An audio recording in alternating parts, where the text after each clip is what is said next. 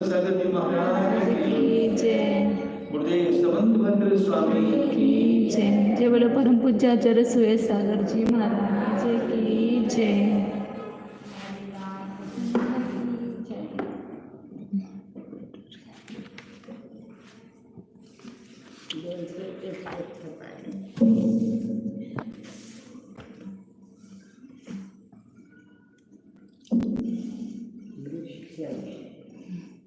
ये 152 नंबर का श्लोक हुआ था, उसी का खुलासा हमने आचार्य अनुमान से सिद्ध कर रहे। अनुमान से अबाधित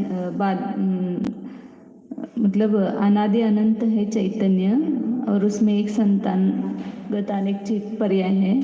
ये बात अनुमान से बता रहे हैं, क्योंकि प्रत्यभिज्ञाय मणापणा होने से ये हेतु दिया। साध्य क्या है? अन्वित है, अन्वय सहित है। एक संतान में प्राप्त होने वाले जितने भी आत्मा की चित्त की पर्याय है, वो सब वास्तविक अन्वित है, उसमें एक द्रव्यपना है, क्योंकि प्रतिभिज्ञान का विषय है। जैसे मिट्टी की पर्याय है। आगे नीचे 261 नंबर की। मृत क्षणः तत्वतः अन्वितः परस्य असिद्धः इति न मंतव्यम् तत्र अन्वय आपन्वे प्रतीति विरोधात् सकल लोक साक्षिका ही मृद भेदेषु तथा अन्वय प्रतीति ही सा एव अयं पूर्वं दृष्टा मृद इति प्रतिभिज्ञानस्य असंविवादिनः विसंवादिनः सद्भावात्। ऊपर जो श्लोक कहा उसी की वार्तिक है, उसी की व्याख्या है। मृत क्षण, हाँ, मिट्टी के क्षण, उनकी अपेक्षा बोल रहे हैं, बौद्ध में क्षण होते हैं। तत्वतः अन्विता, हाँ, वास्तविक रूप से अन्वित, मतलब उसमें मिट्टीपना जो है वो परस्य असिद्धा इति न मंतव्यम, दूसरे को मतलब अपने पर बोध कह रहे ना। नहीं, ये आचार्य अब उनको बता रहे ना, बोध पर मतलब बोध को, हाँ, असिद्धा इति न मंतव्यम, ऐसा नहीं मानना चाहिए। तत्र अन्वय अपन्नवय प्रतीति विरोधात, यदि उसमें अन्वय का लोप करेंगे तो प्रतीति से विरोध आएगा। प्रत्यक्ष से हम देख रहे हैं जितने भी मिट्टी के क्षण है उसमें मृदपना जो है वो अन्वित रूप से पाया जाता है। स्थास, कोश, कुशूल आदि जितनी भी मिट्टी की पर्याय हैं उन सब में अन्वितपना पाया जाता है। तो सकल लोक साक्षिका ही, संपूर्ण लोगों के साक्षी रूप से मृद भेदेशु तथा अन्वय प्रतीति ही, जितने भी मिट्टी के भेद हैं उन सब में अन्वय की प्रतीति होती है। और सा एव इयम पूर्वम दृष्टा मृत, एक पहले देखी हुई वही मिट्टी है। इस प्रकार प्रतिभिज्ञान जो है वह उसका अविसंवादी न, उसमें कोई विसंवाद नहीं है। जो हमने मिट्टी देखी थी वही ये मिट्टी है। इस प्रकार का प्रतिभिज्ञान अविसंवादी रूप से पाया जाता है, उसका सद्भाव है।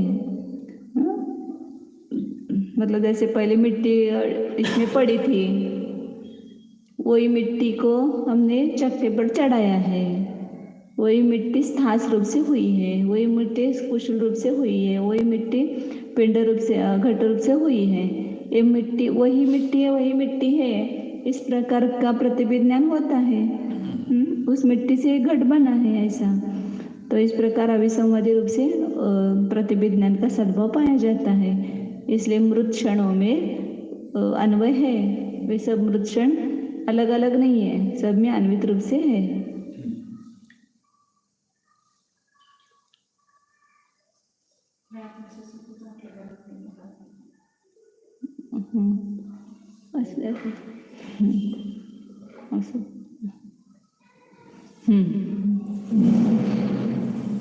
मिट्टी के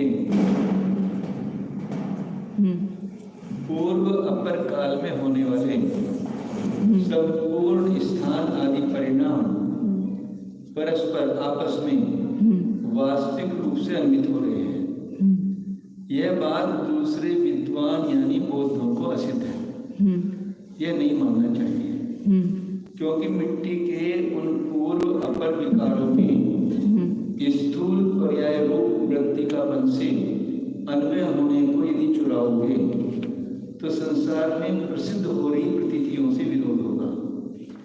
मिट्टी के भिन्न भिन्न पर्यायों में गवाही रूप से संपूर्ण जनों के सम्मुख उस प्रकार अन्वय की प्रतीति हो रही है कि यह वही मिट्टी है जो हमने पहले देखी थी।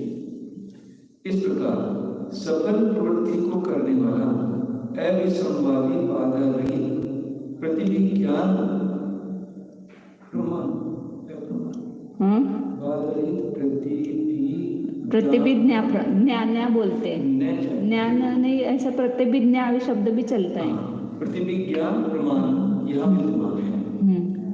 नहीं तो मिट्टी का बनाया हुआ घड़ा चांदी का बन बैठता है और चांदी सोने का कलश तो मिट्टी का मटका तैयार हो जाता। मट्टी का क्या बोलते, मिट्टी बोलते कि मट्टी बोलते हैं? मट्टी बोलते हैं गावड़ी भाषा में।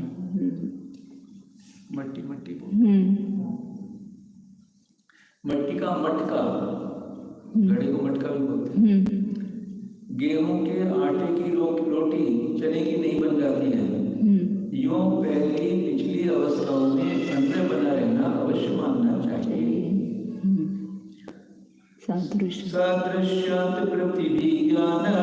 सादृश्यात् प्रतिविज्ञानम् नाना संतान भाविनां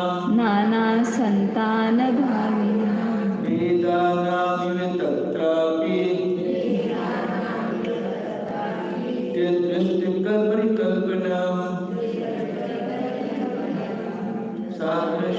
प्रतिविज्ञानम् नाना संतान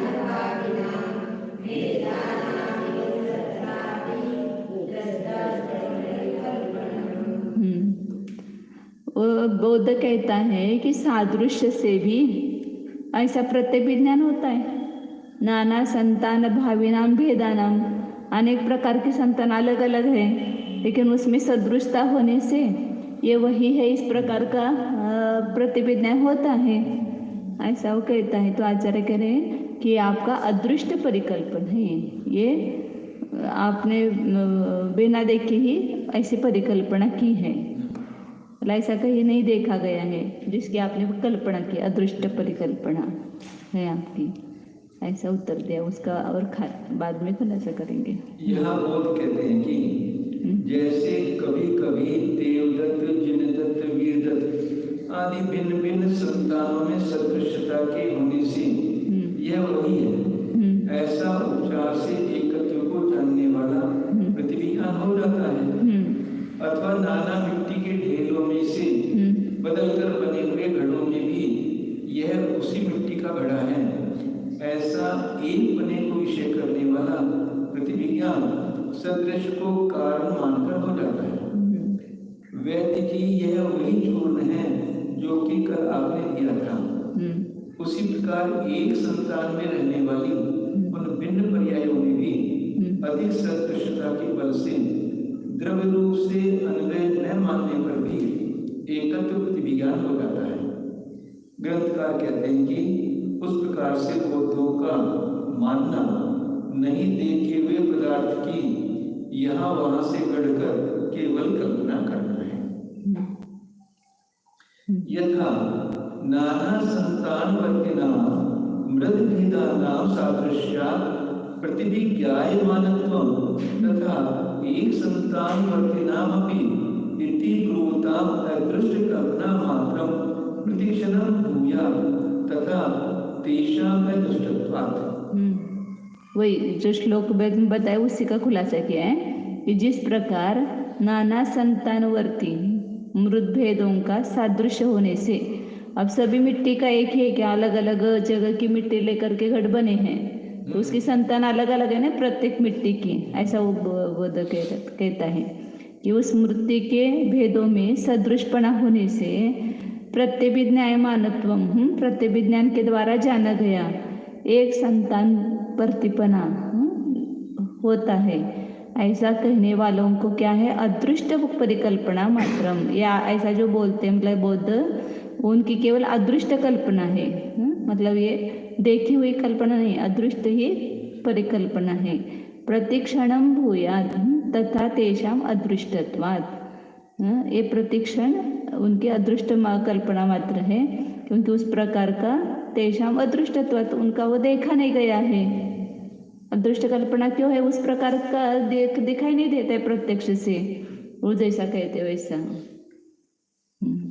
जिस प्रकार विज्ञान स्वरूप अनेक देवदत्त जिनदत्त संतानों में वर्तने वाला या स्थास आदि में ओतप्रोत रहने वाली मिट्टी के विशेषों की सदृशता से एकत्व प्रतिज्ञान की विषयता है, उसी प्रकार एक संतान में रहने वाली भिन्न भिन्न ज्ञान पर्यायों में भी सदृशता के कारण उपचार से एकत्व प्रतिज्ञान हो गया है। ऐसे कहने वाले बौद्धों को प्रत्येक समय में नवीन नवीन बदलते हुए तथा नहीं देखे हुए पदार्थ की केवल कल्पना करने का प्रसंग होगा, क्योंकि जैसे बौद्ध मान रहे हैं उस प्रकार पदार्थों का क्षण क्षण में सर्वथा नाश होकर दूसरे सदृश अन्य पदार्थों का नवीन रीति से उत्पाद होना देखा नहीं जाता है। तद एकत्वमपि न दृष्टम एव इति चेत् न एतत् सत्यम। वो बौद्ध कहता है कि हमारे अदृष्ट कल्पना आप कहते हो, लेकिन आप जो एकत्व बोलते हैं एक संतान में, वो भी तो न देखा नहीं गया है, वो भी अदृष्ट है। ऐसा कहते तो आचार्य कहते कि न एतत् सत्यम, यह सत्य है। जो अनेक एक संतान वर्ते जो अनेक पर्याय है, उसमें जो एकत्व है वो सत्य है, वो केवल हमने देखा हुआ नहीं है। न एतत् सत्यम, ये सत्य नहीं है। हाँ, इति चेत न। हाँ, अच्छा, ऐसा नहीं है। हाँ, ये तो ऐसा भी कह सकते हैं कि आप जो कह रहे हो वो सत्य नहीं है, ऐसा भी कह सकते हैं। न इति चेत न एतत् सत्यम, यह सत्य नहीं है। यदि बौद्ध यूं कहे कि पूर्व उत्तरवर्ती पर्यायों में एक बना भी तो नहीं देखा गया है, इस प्रकार यह उनका कहना तो सच्चा नहीं है, क्योंकि परार्थ अनुमान सुनिए। तदेवेदमिति ज्ञानम्, तदेवेदमिति ज्ञानम्, देकत्वस्य प्रसिद्धितः, देकत्वस्य प्रसिद्धितः, सर्वस्याप्यस्खलद्रूपात्, सर्वस्याप्यस्खलद्रूपात्, प्रत्यक्षात् भेद सिद्धिवत्, प्रत्यक्षात् भेद सिद्धिवत्, तदेवेदमिति ज्ञानम्, देकत्वस्य प्रसिद्धितः, सर्वस्याप्यस्खलद्रूपात्, प्रत्यक्षात् भेद सिद्धिवत्। बाजूला काढून ठेवा, मला मगाशीच वाटलं तर पडेल म्हणून ते। तद एव इदम इति ज्ञानात एकत्वस्य प्रसिद्धितः।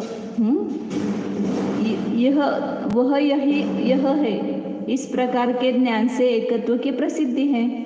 किसी वस्तु को हमने पहले देखा है, वही यह वस्तु है, इस प्रकार का ज्ञान होता है, इसलिए उसमें एकत्व की प्रसिद्धि है। प्रसिद्धितः सर्वस्यापि अस्खलद रूपात, सभी वस्तुओं में अस्खलद मतलब नष्ट न होने वाला अखंड रूप जो है, रूपात प्रत्यक्षात भेद सिद्धिवत, प्रत्यक्ष से भेद सिद्धि के समान। मतलब ये बौद्धों ने माना है कि सबको भेद की सिद्धि होना बौद्ध मानते हैं। घट पट आदिकों में जैसे सबको भेद की सिद्धि होना बौद्ध मानते हैं प्रत्यक्ष के द्वारा, ऐसे प्रत्यक्ष के द्वारा एकत्व की भी सिद्धि होती है।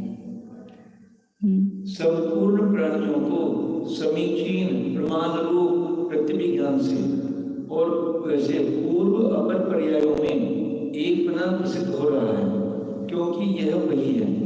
इस प्रकार अविचलित स्वरूप प्रतिज्ञान ठीक है, जैसे कि संशय विपर्य से रहित हो रहे प्रत्यक्ष के द्वारा घट पट आदिकों में सबको भेद की सिद्धि होना बौद्ध मानते हैं। भाव प्रत्यक्ष के समान प्रतिज्ञान भी प्रमाण है, अतः प्रतिज्ञान का विषय एक बना यथार्थ है। तो प्रत्यक्ष से आपको जैसे भेद दिखाई देता है, ऐसे प्रतिज्ञान से उसमें एकत्व की भी सिद्धि होती है।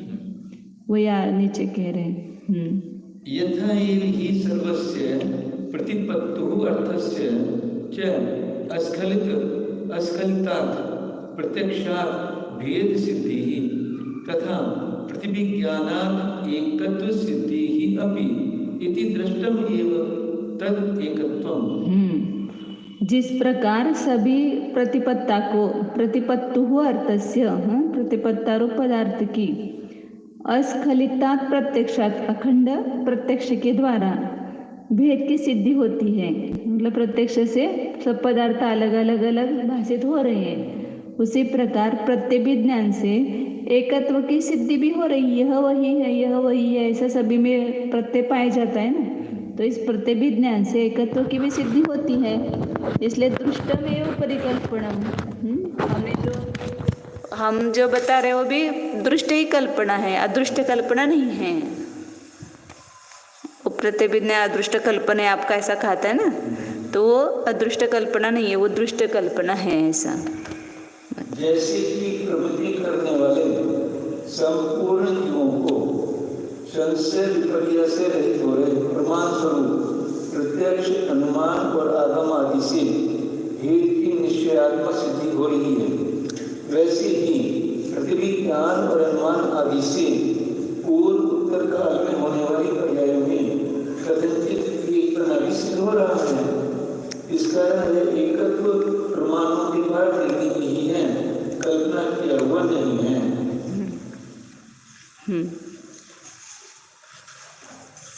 बराबर है। बाकी प्रतिविज्ञानम अप्रमाणम संवादना अभाव इति चेत् प्रत्यक्षमपि प्रमाणम मा भूत् तथा एव नहि प्रतिविज्ञानेन प्रतीते विषये प्रत्यक्षस्य अवर्तमानात् तस्य संवादन अभाव न पुनः प्रत्यक्ष प्रतीते प्रतिविज्ञानस्य अप्रवृत्तिः प्रत्यक्षस्य इति अचक्षणः परीक्षकः नाम। वो कह रहे हैं बौद्ध कि प्रतिविज्ञान प्रमाण नहीं है। क्यों? क्योंकि संवादन अभावत, उसके बारे में संवादन मतलब संवाद सभी प्रमाणों की समान प्रवृत्ति होनी चाहिए ना, वो नहीं होती है। हाँ, तो प्रतिविज्ञान प्रमाण नहीं है क्योंकि उसमें संवाद नहीं पाया जाता है, मतलब अन्य प्रमाणों से उसमें प्रवृत्ति नहीं होती है, अन्य प्रत्यक्ष से उसकी प्रतिविज्ञान में प्रवृत्ति नहीं होती है। ऐसा कहते हैं तो आचार्य कह रहे फिर प्रत्यक्षमपि प्रमाणम अभूत, फिर प्रत्यक्ष भी प्रमाण न होवे। क्यों? ततएव दूसरे प्रमाणों से उसमें भी संवाद नहीं पाया जाता है, तो वो भी प्रमाण न होवे।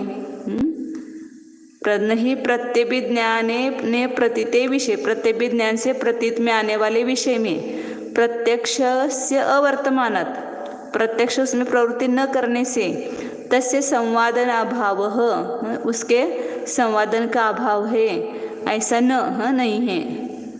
न पुनः मतलब ऐसा उल्टा हो रहा है ना कि प्रतिभिज्ञान से जो प्रतीत आ रहा है विषय, उसमें तो वो कह रहा है कि संवादन का अभाव है, और प्रत्यक्ष से प्रतीति में आने वाले और प्रतिभिज्ञान जिसमें प्रवृत्ति नहीं हो रही है, तो उस प्रत्यक्ष में संवादन है, ऐसा कहने वाला परीक्षक कैसे है? मतलब प्रतिभिज्ञान प्रमाण नहीं है। क्यों? संवादन का अभाव होने से। तो आचार्य उनको उल्टा बोला कि प्रत्यक्ष भी प्रमाण नहीं, फिर संवादन का अभाव। संवादन मतलब दूसरे प्रमाण की प्रवृत्ति होना, उसको बोलते संवादन। मतलब प्रतिभिज्ञान के विषय में दूसरे प्रमाण की प्रवृत्ति नहीं होती, इसलिए वो प्रतिभिज्ञान प्रमाण नहीं है। फिर प्रत्यक्ष भी प्रमाण न हुए क्योंकि उसमें भी प्रतिभिज्ञान आदि की प्रवृत्ति नहीं होती है। तो उनको ये टोमना दे रहे आचार्य कि आप ये तो मानते हो और ये नहीं मानते हो। मतलब प्रतिभिज्ञान से प्रतीत हुए विषय में प्रत्यक्ष का वर्तमान न होने से उसमें संवादन का अभाव है, ऐसा कहते हैं। न पुनः प्रत्यक्ष से प्रतीति में प्रत्यक्ष की प्रतीति में प्रतिभिज्ञान की अप्रवृत्ति होने से संवादन का अभाव नहीं कहते हो। तो ये ऐसा कहने वाला परीक्षक कैसे हैं? न परीक्षक, वो परीक्षक नहीं है। न पहले का इधर लगाना, ऐसा कहने वाला परीक्षक नहीं है, मतलब सच्ची रीति से परीक्षा करने वाला नहीं है। प्रतिज्ञान में भी तो प्रत्यक्ष का अंग है। हाँ, प्रत्यक्ष और उनकी स्मृति, हाँ, उसको जोड़ो प्रतिज्ञान, लेकिन वो अलग से है ना, तो उसमें प्रत्यक्ष की प्रवृत्ति नहीं होती, इसलिए वो अप्रमाण है, ऐसा कहता है। तो आचार्य के लिए प्रत्यक्ष के विषय में प्रतिविज्ञान प्रवृत्त नहीं होता है, तो उसको भी अप्रमाण मानो। किसी ज्ञान के विषय में किसी की प्रवृत्ति नहीं हुई तो वो असमीचीन थोड़ा होता है। ऐसा कहें तो सभी प्रमाण असमीचीन हो जाएंगे फिर।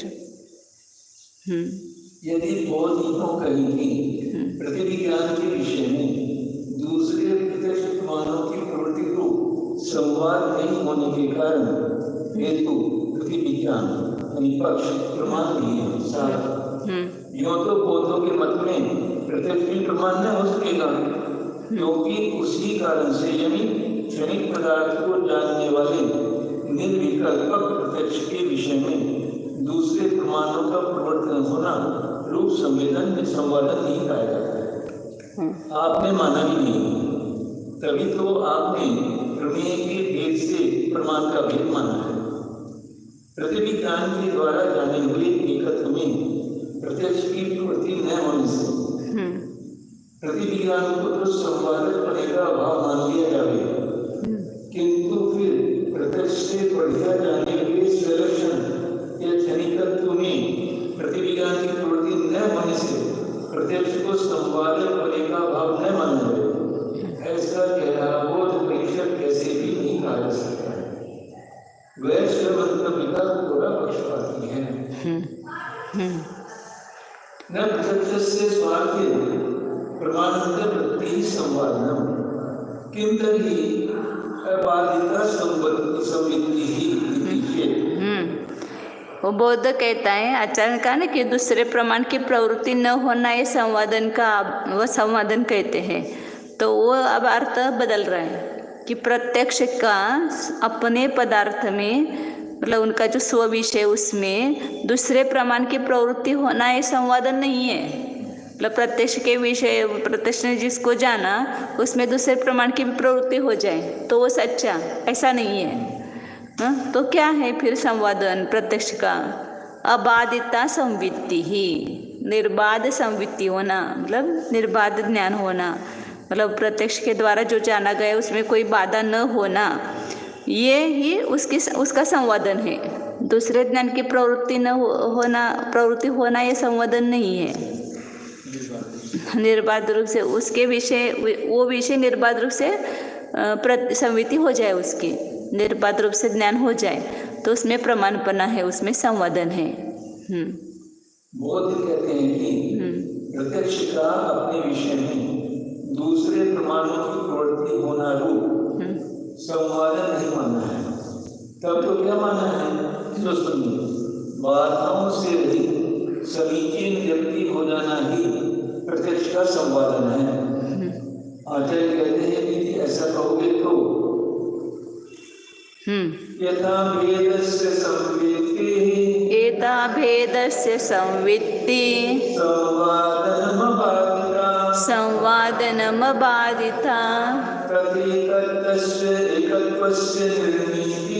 तथैकत्वस्य निर्णीति पूर्वोत्तर विवर्तयो तथा यथा भेदस्य तथैकत्वस्य आचार्य कह रहे कि जिस प्रकार भेद की संवित्ति, प्रत्येक पदार्थ में भेद, ये पदार्थ अलग अलग हैं, पुस्तक है, ये सब पदार्थ अलग अलग है, भेद है, रूप है, इसकी संवित्ति जिस प्रकार अबाधिता मतलब बाधा रहित होना ये उसका संवादन है, उसी प्रकार पूर्व और उत्तर पर्यायों में एकत्व की निर्णीति, एकत्व का निर्णय जो पूर्व पर्याय रूप से था वही उत्तर पर्याय रूप से हुआ। ये निर्णय ये इसमें भी कोई विवाद नहीं है, ये भी अबाधित है, ये भी निर्बाध रूप से ऐसी प्रतीति होती है। सभी आबाल गोपाल सभी को प्रसिद्ध है ना। जैसे घट पट देवदत्त जिनदत्त आदि विशेषों को जानने वाले प्रत्यक्ष प्रमाण में बाधक प्रमाणों से रहित प्रमिति होना स्वरूप ही संवादन माना जाता है, वैसे ही शिव स्थास आदि या बाल कुमार युवा आदि पहले पीछे होने वाली अनेक अवस्थाओं में भी द्रव्य रूप से एक बने का निर्णय हो रहा है।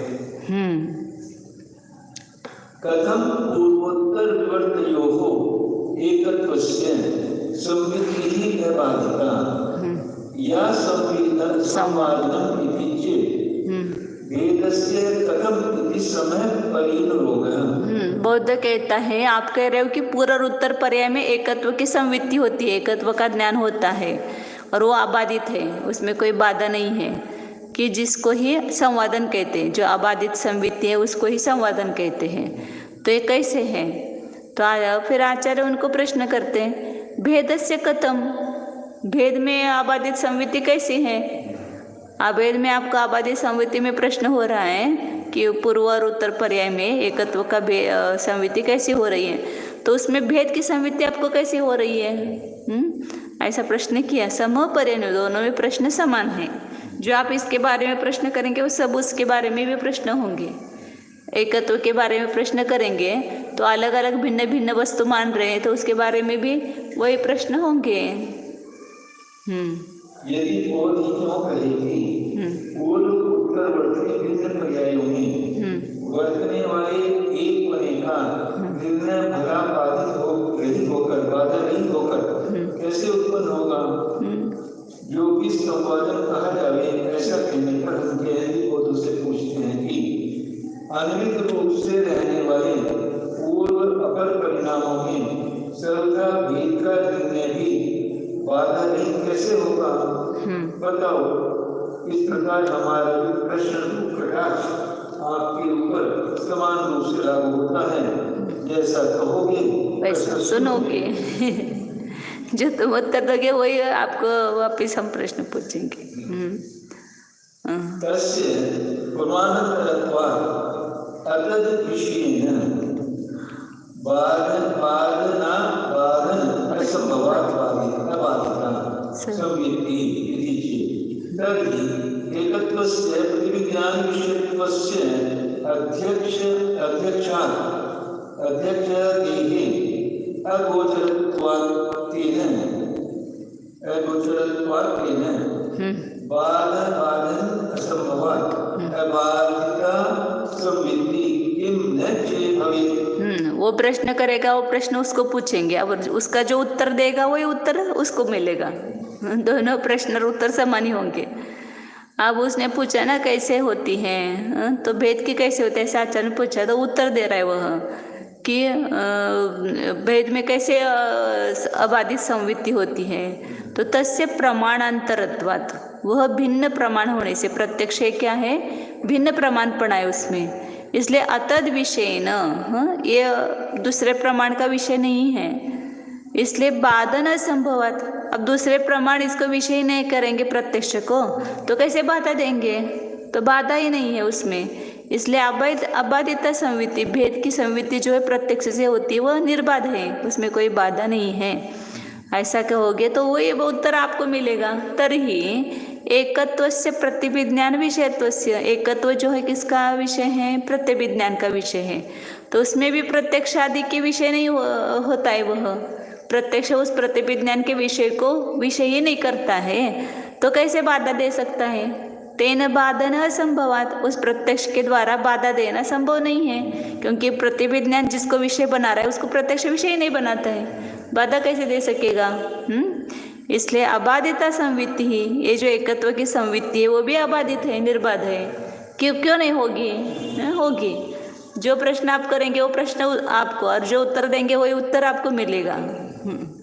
दोनों समान होंगे। यदि बौद्ध इस प्रकार का उत्तर यूं देंगे कि वस्तुभूत विशेष स्वरूप भेदों को जानने वाला वह प्रत्यक्ष प्रमाण स्वतंत्र न्यारा है।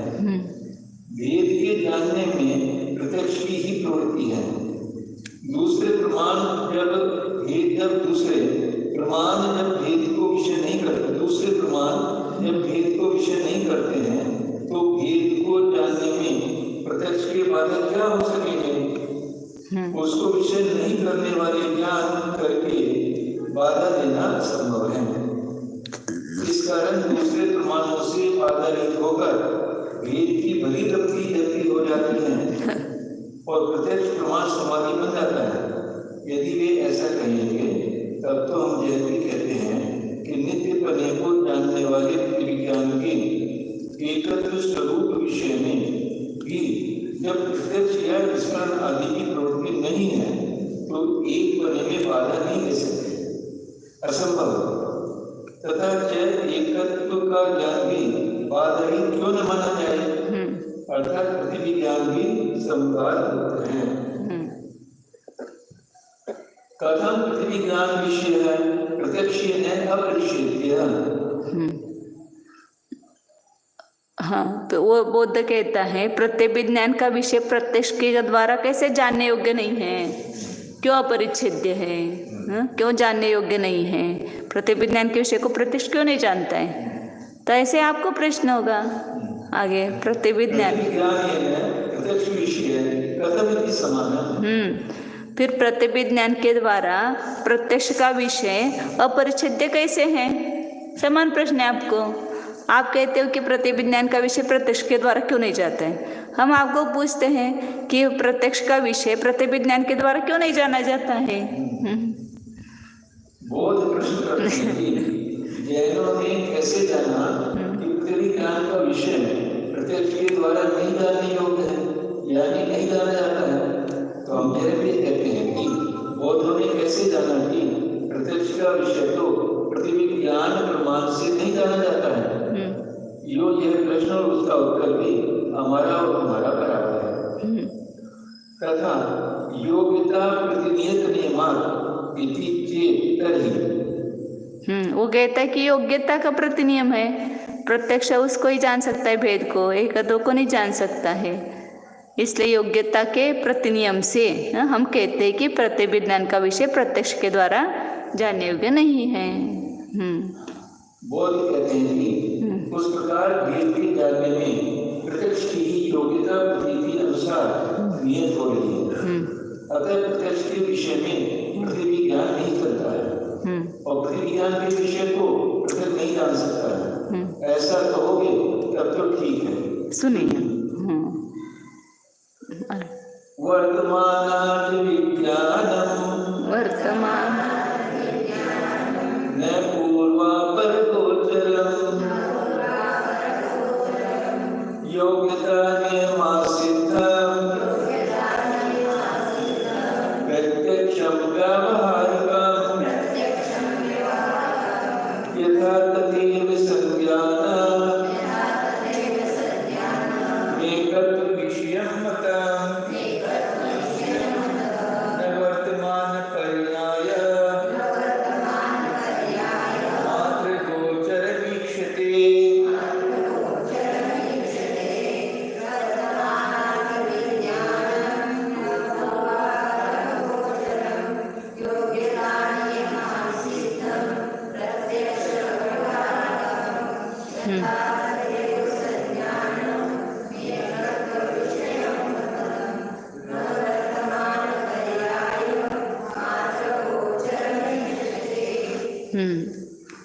जरा उसी योग्यता का ही बता रहे हैं कि वर्तमान अर्थ विज्ञानम न पूर्वापर गोचरम।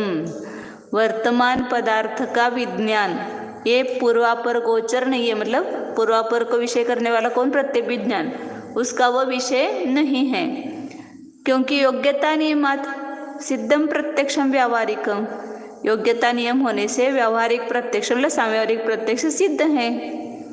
जिस प्रकार था तथैव उसी प्रकार एकत्व विषयम संज्ञानम मतम, उसी प्रकार एकत्व को विषय करने वाला जो सम्यक ज्ञान है मतलब प्रतिविज्ञान है उसको भी ऐसा माना है।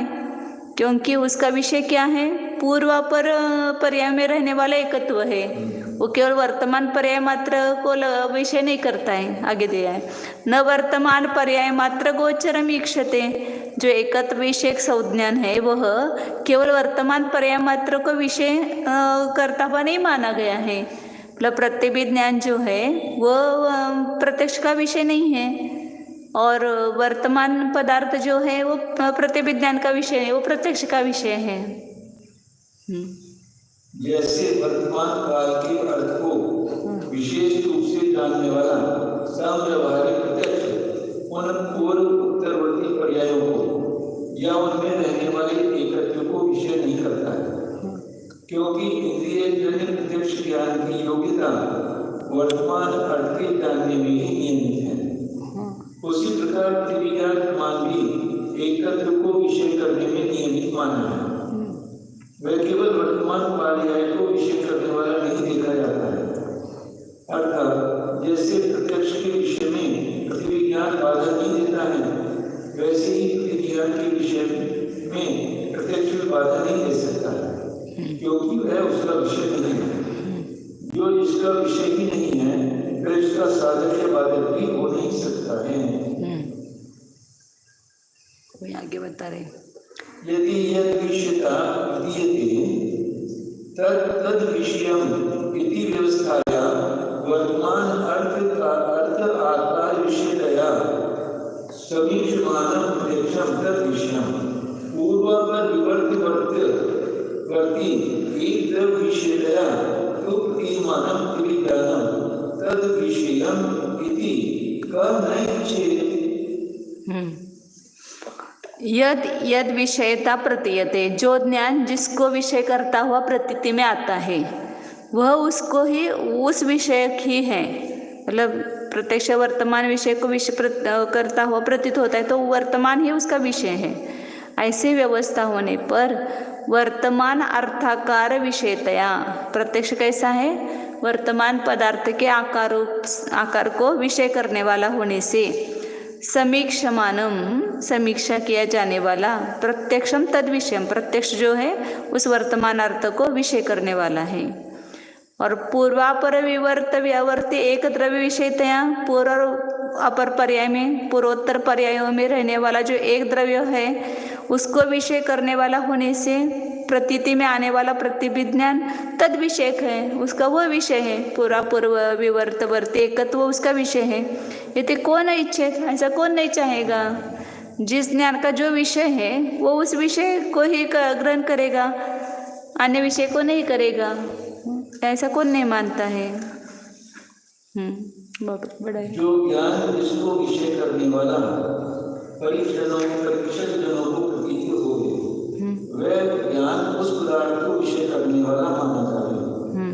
इस प्रकार व्यवस्था मानने पर तो जैसे बात आपको इष्ट है कि वर्तमान काल के अर्थों को उल्लेख करके विषय करता हुआ प्रत्यक्ष प्रमाण बालक पशु पक्षियों तक देखा जा रहा है।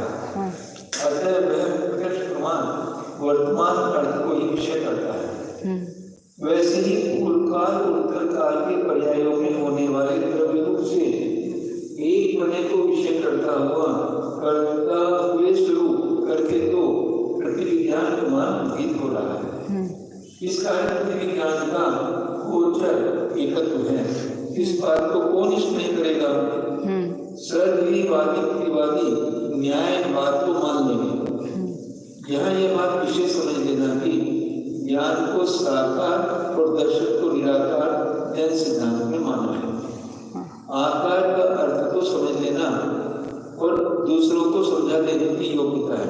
आकार का अर्थ को समझ लेना और दूसरों को समझा देने की योग्यता है। यह स्वयं विशेष रूप से प्रतिभासन हो जाना है। ज्ञान ही एक ऐसा गुण है जिसका निरूपण हो सकता है। सुख दुख इच्छा सम्यक चारित्र दर्शन रूप रस आदि का रूपण या आख्यान नहीं होता है। यदि रूप आदि को कोई कहेगा कि वह रूप ज्ञान को ही कह रहा है, रूप को तो बाद में हम स्वयं शुद्ध ज्ञान से जान लेते हैं। यदि रूप या सुख को ज्ञान द्वारा नहीं किंतु सीधा कह दिया जाता तो सुनने वाले सब श्रोताओं को अवश्य रूप ज्ञान हो जाना चाहिए, क्योंकि अवधि न रह सकेगा। मतलब किसी भी पदार्थ का ज्ञान होगा तभी वो कहा जा सकता है। हम रूप को नहीं कह रहे, रूप ज्ञान को कह रहे। हमने रूप को जाना इसलिए उसको बता रहे हैं। रूप को कोई नहीं बता सकता, रूप ज्ञान को कह सकता है, ऐसा कहना है जाने को। और सुख के कहने से सब सुखी बन जाएंगे, किंतु ऐसा नहीं।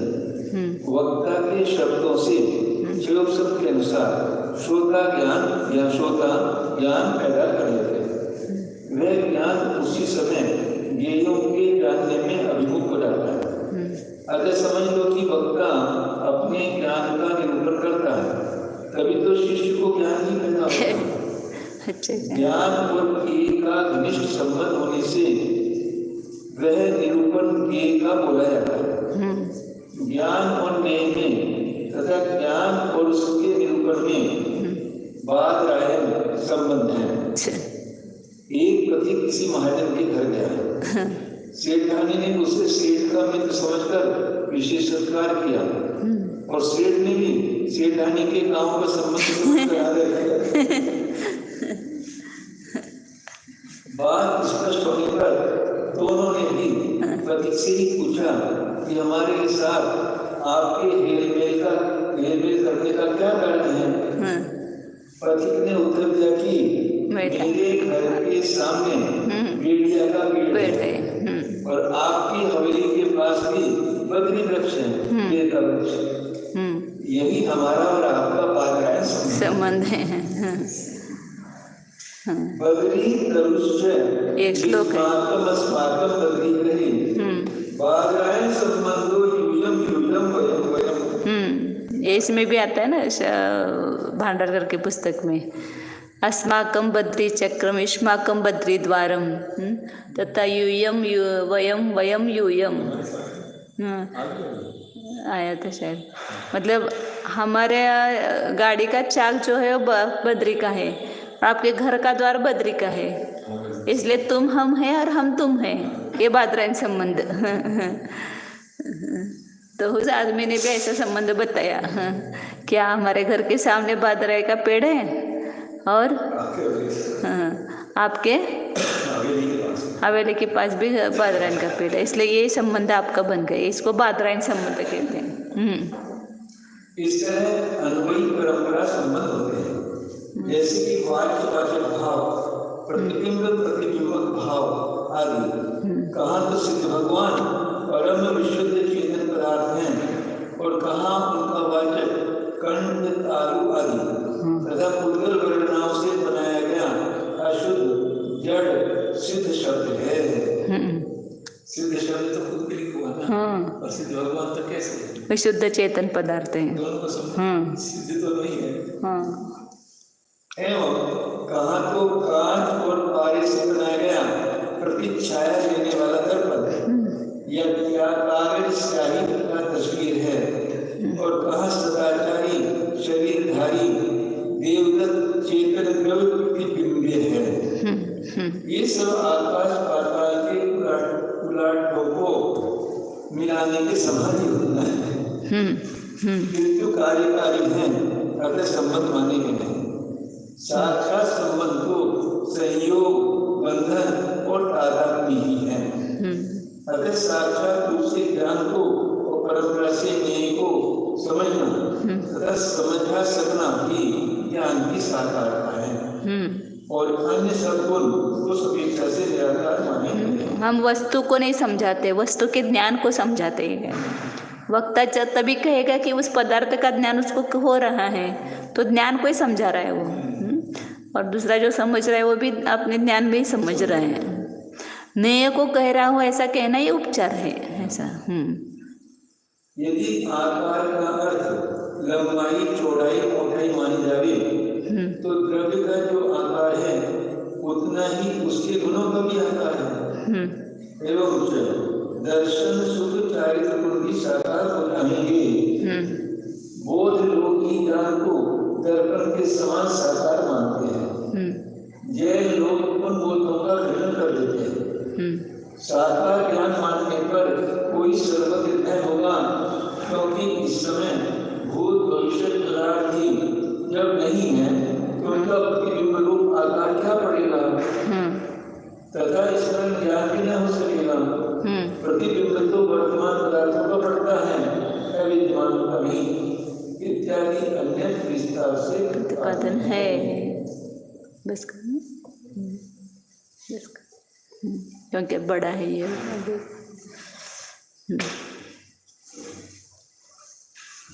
ओम जाने यह मैं शुद्ध चैतन्यमय जीव पदार्थ ही हूँ। मैं नियत को जान रहा हूँ। ज्ञाता मात्र हूँ, न्याय रूप से परिणमन करने वाला नहीं हूँ। न्याय और न्यायक दोनों भिन्न ही हैं। जो बाह्य पदार्थ है उसका प्रतिबिंब मतलब उसका आकार ज्ञान में प्रतिबिंबित होता है, अर्थात न्याय के आकार रूप से ज्ञान प्रतिबिंबित नहीं होता। न्याय को जानना ये ही उसका आकार है, न्याय को जानता है, ये उसका स्वभाव ही है। तो हम भी जान रहे हैं, शरीर भी न्याय है, उसको भी जान ही रहे हैं, उसकी अवस्था को भी जान ही रहे हैं, उस रूप परिणमन नहीं कर रहे हैं। तो जानो शरीर शरीर है, मैं ज्ञाता हूँ, मैं शरीर नहीं हूँ।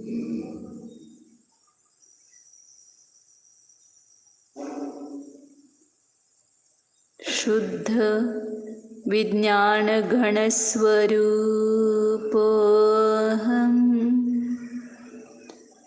अखंड न्यायक स्वरूपोऽहम्, आनंद घन स्वरूपोऽहम्, शुद्धोऽहम्, एकोऽहम्, ध्रुवोऽहम्।